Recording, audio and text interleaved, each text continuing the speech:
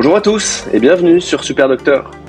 Aujourd'hui, nous nous penchons sur un moment clé de la carrière de tout médecin, la soutenance de thèse. En effet, ce rite de passage, à la fois excitant et redouté, est un véritable défi, notamment en termes de prise de parole en public. Il s'agit en effet d'un exercice intimidant pour les médecins, car nous ne sommes classiquement pas formés à cela. Pourtant, l'art oratoire est une discipline qui s'apprend. D'autant plus qu'il semble aujourd'hui indispensable à maîtriser pour tout médecin qui souhaite présenter un travail devant un public, comme lors d'une soutenance de thèse ou d'un mémoire, ou bien lors de la présentation d'articles en congrès par exemple. Mon invité aujourd'hui s'appelle Pierre Fournier. Il est formateur en prise de parole en public, publie le très bon podcast Rebond sur cette thématique, et il me fait le plaisir d'être mon invité aujourd'hui pour nous transmettre ses conseils afin de préparer cet exercice redouté. Bonjour Pierre. Bonjour Mathieu et bonjour à tous et à toutes. Pierre, je te remercie infiniment d'avoir accepté mon invitation. Je vais te poser ma première question. Comment se préparer à une soutenance de thèse ou à la présentation d'un travail scientifique ? Merci pour cette question. Je dirais qu'il y a 3 éléments qu'il faut avoir. La première, c'est que la préparation fait partie de la prise de parole en public. Et pour moi, c'est 90% de préparation et 10% d'exécution. Donc, il est important de très bien connaître les détails de ce que l'on veut présenter en termes de travaux pour avoir l'ensemble des éléments qu'on va vouloir présenter par la suite. Ensuite, la deuxième chose, c'est d'avoir une structure qui permet d'être le fil conducteur à la fois de nos idées, de ce qu'on va présenter pour nous, pour jamais éviter de se perdre, et aussi une structure et ce fil conducteur pour l'auditoire. Parce que le but d'une prise de parole, quelle qu'elle soit, c'est que l'auditoire comprenne ce que vous voulez dire et que ce soit clair. Enfin, juste avant la préparation, juste avant aussi la mise en place de prendre la parole, ce qui est le plus important, c'est le fait de respirer pour garantir que vous ayez assez de souffle pour exprimer votre propos et aussi pour réduire l'anxiété qui est naturelle quand on prend la parole. Moi, c'est ce que je fais au quotidien quand je prends la parole, mais même dans ma vie. Une technique de cohérence cardiaque que je pense que vous connaissez permet de réduire l'anxiété d'une manière efficace et instantanée et la réduit quand on la pratique au quotidien pendant plusieurs jours d'affilée d'une manière plus durable.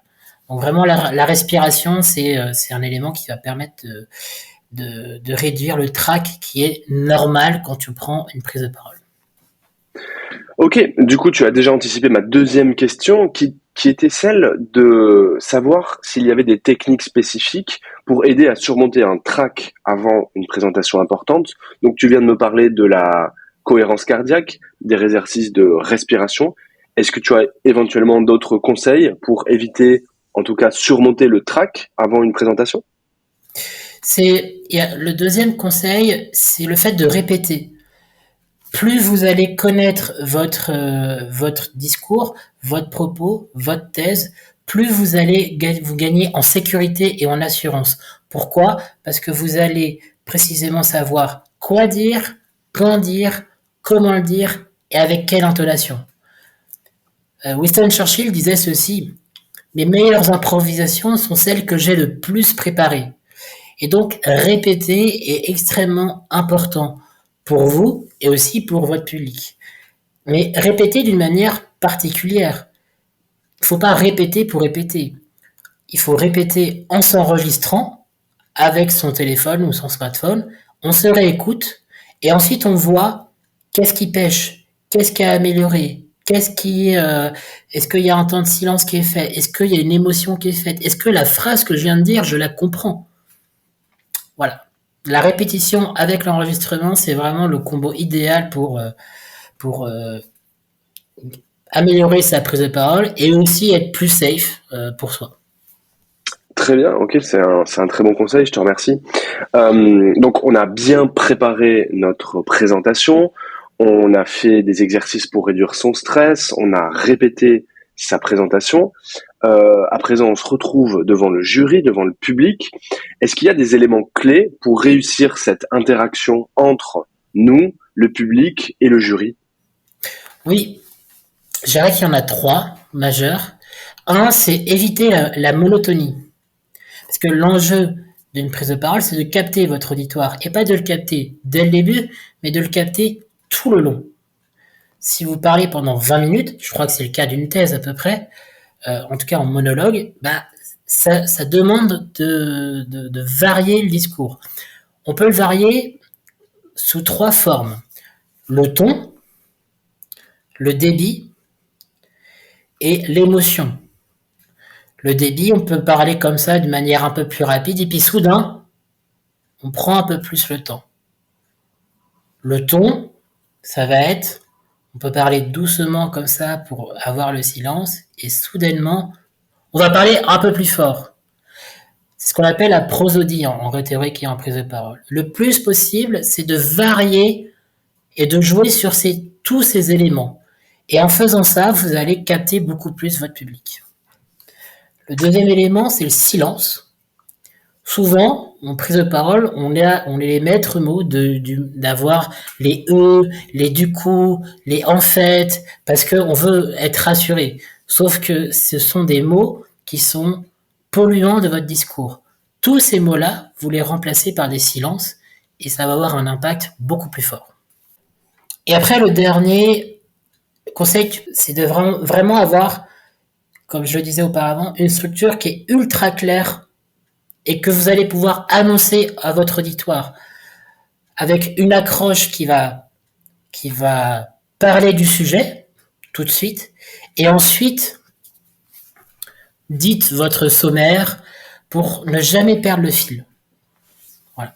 Ça, c'est un des éléments importants. Si vous faites ces 3 éléments-là, vous allez vous démarquer fortement de n'importe quelle personne qui prend la parole. Très bien, donc la prosodie, varier le rythme, les intonations, la force du discours, laisser des blancs et puis annoncer le plan de la présentation, c'est des éléments essentiels a priori. Je te remercie Pierre.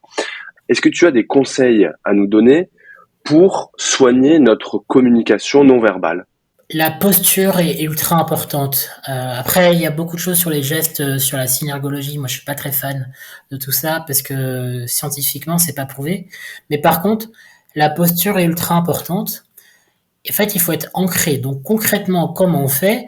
Il faut avoir les pieds à hauteur d'épaule, fléchir légèrement les genoux, ouvrir les épaules et avoir la sensation que un fil nous tire vers la tête. Et comme ça va rendre votre corps tout à fait droit. Ce qui va libérer, et peut-être que Mathieu, tu pourras plus l'expliquer avec des termes de médecin, mais ce qui va libérer en fait toute votre cage thoracique, et ce qui va faire que vous allez libérer de l'espace pour la respiration.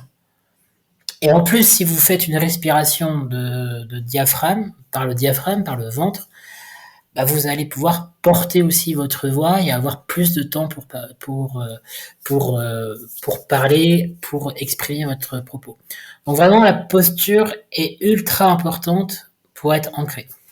Mais qu'est-ce qu'on fait de nos mains? Les laisser aller, mais avoir une position neutre toujours. La position neutre, pour moi, c'est une position où vous mettez vos mains à 90 degrés en coude et en ouverture assez ouverte.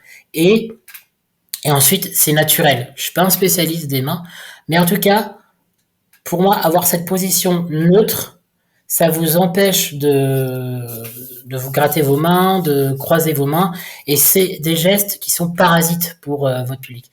Donc, remettez toujours cette position neutre. C'est une position d'ouverture, d'accueil, et ensuite, en fonction du style que vous avez en termes de prise de parole, les gestes vont suivre naturellement. Il est possible qu'il y ait des interruptions pendant notre présentation, voire à la fin de notre présentation, qu'il y ait des questions du jury difficiles qui nous déstabilisent. Est-ce qu'il y a une méthode pour gérer ces interruptions ou alors ces questions difficiles que spontanément on aurait du mal à répondre? Sur les questions difficiles, en fait, c'est assez simple. C'est plus vous connaissez votre sujet, plus vous allez être préparé et plus vous allez euh, euh, être apte à répondre à des questions difficiles. Autre méthode aussi, c'est une personne qui va vous coacher et qui va vous permettre de poser ces questions difficiles, volontairement plus difficiles. Le but, c'est d'être prêt le jour J. Donc ça, c'est pour les questions difficiles. Et sinon, pour les interventions, après, alors, il y a plusieurs façons de faire. On peut montrer une certaine autodérision. Ça permet de casser le discours et de mettre un poil d'humour et de capter le public en même temps et de le recapter. Après, il y a aussi une position plus ferme, d'affirmer. Enfin voilà, c'est vraiment le feeling de chacun. Mais l'autodérision et l'humour peut être un vrai vecteur de, de rattraper des moments qui sont un peu compliqués pendant que vous parlez. Est-ce qu'il y a des pièges courants dans ce type de présentation, comme une soutenance de thèse, de mémoire ou d'article? Est-ce qu'il y a des pièges et comment les éviter? Le piège courant revient à ce qu'on avait dit au début, c'est la monotonie. Si les médecins nous écoutent, vous avez forcément des souvenirs de profs à l'université où vous vous endormez parce que en fait le sujet est ultra intéressant, mais la voix est juste monotone. Donc faites pas comme eux. Aussi, il y a d'autres éléments que vous pouvez faire. Ça c'est aussi possible. C'est sur la construction de votre message de mettre un peu de poésie. Vous êtes scientifique, mais rien ne vous empêche de mettre quelques anaphores, quelques allitérations, quelques assonances. Si vous êtes fan de Victor Hugo, allez-y, quoi. Ça, c'est ce qu'on appelle la musicalité du discours, et c'est ce qui va rendre votre propos plus intéressant. Quand le propos de base est bien maîtrisé, on peut rajouter comme ça des ornements à droite, à gauche pour éviter la monotonie que tu nous conseilles absolument de fuir. Oui, ajouter potentiellement des métaphores qui vont permettre de clarifier aussi votre propos. Quand vous présentez un chiffre, par exemple, si vous dites 500 tonnes de quelque chose, 500 tonnes, d'un point de vue neuroscientifique, ça ne fonctionne pas, ça n'imprime pas chez les gens. Mais si vous dites 4 camions, c'est beaucoup plus clair. Donc c'est aussi ça, tous les éléments que vous pouvez modifier, c'est ça. Dès que vous voyez un gros chiffre, comment vous pouvez le rendre plus clair à image d'homme ou de femme d'ailleurs, pour que ce soit plus captif. Est-ce que tu aurais des conseils pour faire une très belle première impression et garder une trace indélébile dans le cerveau de notre auditoire? Pour l'accroche, je pense que pour vous qui êtes en thèse, l'une des figures de style qui peut être extrêmement percutante et un peu courageuse, c'est la question rhétorique. C'est la question où en fait le public attend à connaître la réponse, mais elle n'est pas dite. Exemple, alors je prends un autre exemple. Est-ce que vous êtes pour la peine de mort? La réponse, en tant que personne bien constituée normalement, va être non. Et à partir de là, vous pouvez accrocher votre public. Donc, c'est en lien avec votre sujet. Vous pouvez faire des choses autour de la santé, des patients, de ce que vous voulez faire. Donc, voilà, la question rhétorique peut être une très très bonne accroche. Et ensuite, pour la fin, moi, je suis assez fan de la figure de style de l'anaphore qui permet donc c'est la répétition c'est le moi président de la République de François Hollande, par exemple. Bon, il faut pas le faire 16 fois parce que sinon c'est trop. Mais c'est un très bon moyen pour finir un discours et pour surtout marteler un message, faire un retour sur ce qui a été dit avant et faire une ouverture telle que vous voulez la faire. Super. Pierre, je te remercie infiniment. Tu nous as délivré des conseils hyper précieux et je pense que tous mes confrères qui vont passer une thèse ou qui vont présenter un article vont pouvoir trouver dans cet épisode des précieux conseils. Je te remercie infiniment. C'est ton moment. Tu as quelques secondes pour nous dire où est-ce qu'on peut te retrouver. C'est à toi. Eh ben, merci à vous.